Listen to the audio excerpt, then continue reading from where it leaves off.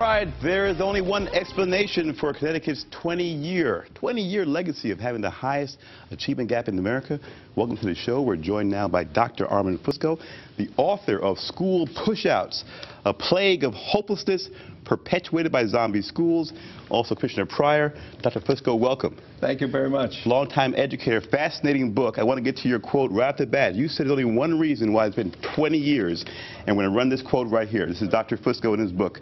There's only one explanation, Andrew, you can drop that quote if we have it. There's only one explanation that makes sense.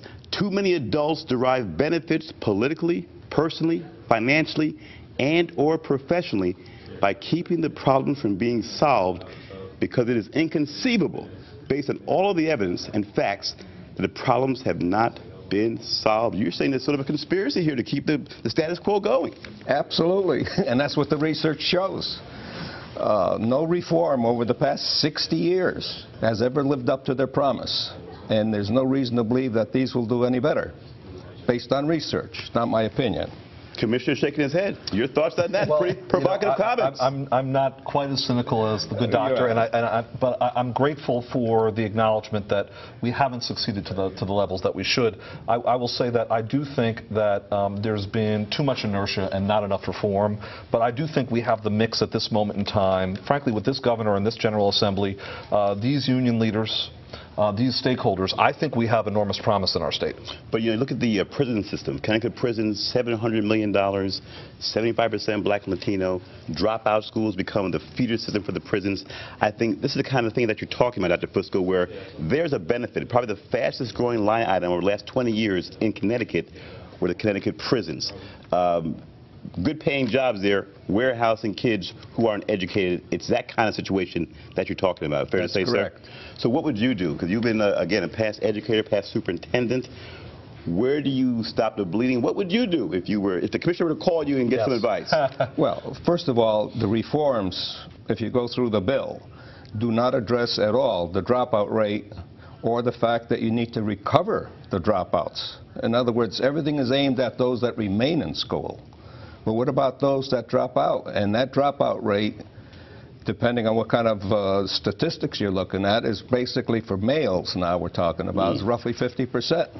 Who's accountable for those guys? For those guys and women who have dropped out, who should take care of them? Because the schools are kind of saying, we tried, they dropped out, so now who gets them?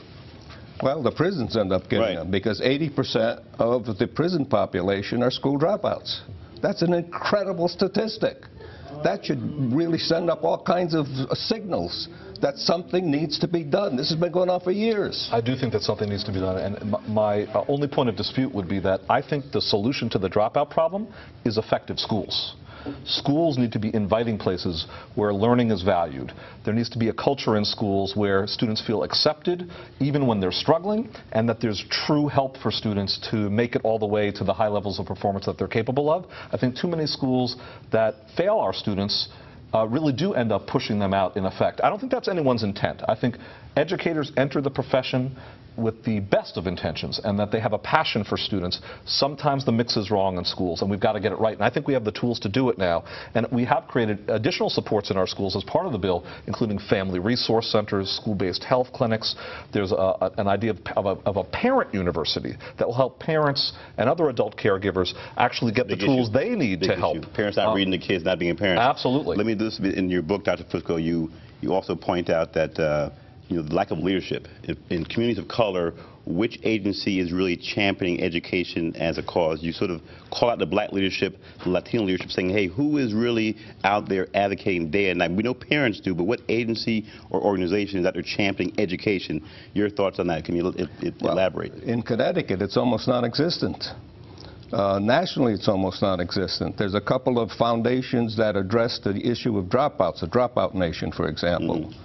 But that's a small group. They haven't been that effective. They simply give reports. So you're saying one group where that's their focus solely on education, where you have a Chamber of Commerce on business, what group of color is focused solely on that? All right. There are none. So where would you start on the front end? We articulated the issues on the back end, the prisons. What would you do on the front end to stop the bleeding? You've been in education for a long time. How do you make it better? Well, first of all, you got to recognize what leads to the dropouts, and Commissioner Pryor identified you need the right kind of schools. Fact is, that's what I call them zombie schools. Right. We don't have enough of those. But give me an example. We know about zombie schools, so you've been in the mix there, so what do you need specifically that you say, here are 2 elements you need to get a turnaround? Very simple, and it's not complicated. It doesn't require money or reforms. And the best example is Brockton High School in Massachusetts. They were the worst high school in the state. The teachers came up with a simple solution: teach literacy in all classes, including gym. And they did it, and now they're one of the top performing schools. Make it part of the culture. That kind of a strategy. Which speaks to the reading initiative that you're talking about. It does. Yeah, reading throughout the curriculum is a marvelous way to go, and the notion of K-3 reading as a focus for the early grades, so essential to ensure mastery in those early grades. So there are a lot of simple solutions, yet back to 20, 30 years, the will to enact them and then to duplicate them. Because what happens, you get a simple solution like that, we have 15 seconds left, and then it works, and then you can't find money to duplicate it, and it goes backwards. Precisely. We have 10 seconds left. We got to get you guys back. They're chasing me out of it. But anyways, we'll have you back again. Commissioner, good to have you back. It's a pleasure to be back. They're chasing me out of here. I got to run. All right. Thanks to all our guests. Stefan Pryor, Armand Fusco. Don't forget, catch our show 24/7, ctnow.com/Stan. Friend us on Facebook. Follow us on Twitter. For the good folks here at Fox Connecticut, I'm Stan Simpson. The morning news is next.